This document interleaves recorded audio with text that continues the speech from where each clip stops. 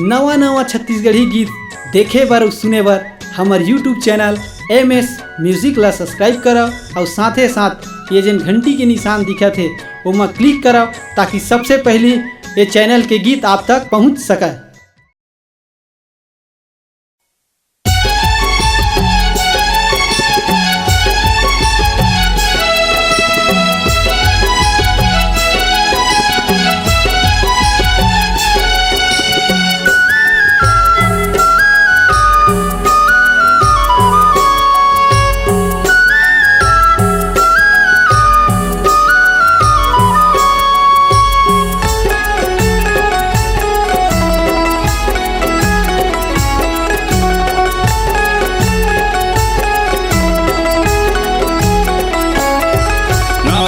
में बिराजो माँ भवानी नवरात्रि में पधारो माँ।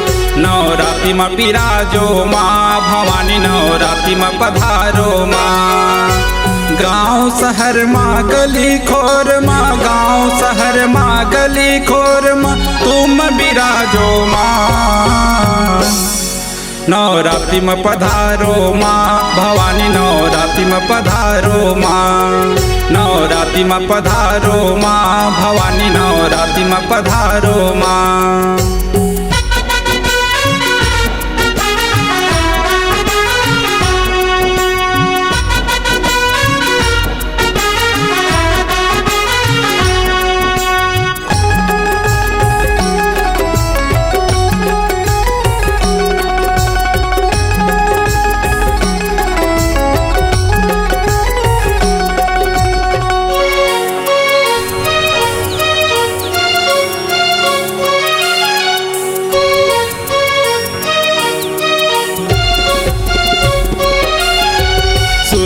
गैया के गोबर मंगाए खुट धरी अंगना चौक पुराए। अम्बे अम्बे जय हो जगदम्बे माँ, अम्बे अम्बे जय हो जगदम्बे माँ। तुरहिन गैया के गोबर मंगाए खुट धरी अंगना चौक पुराए।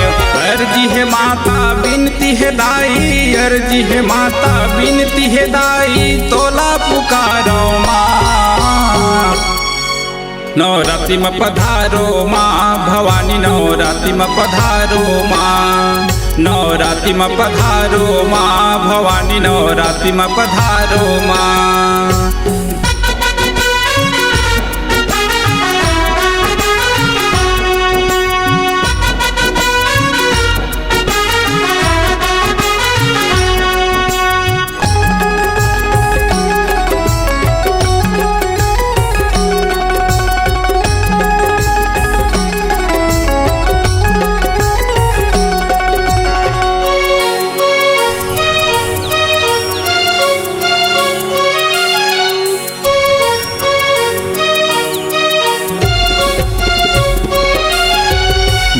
महीना ले ताई करत गोरा बोला ले लेने ताई अपन कोरा। अम्बे अम्बे जय हो जगदम्बे माँ, अम्बे अम्बे जय हो जगदम्बे माँ। 12 महीना ले ताई करत गोरा बोला ले लेने ताई अपन कोरा। बिनती है दाई अर्जी है माता, बिनती है दाई अर्जी है माता ज्योति में बिराजो माँ। नवरात्रि में पधारो माँ भवानी नवरात्रि में पधारो माँ। नवरात्रि में पधारो माँ भवानी नवरात्रि में पधारो माँ।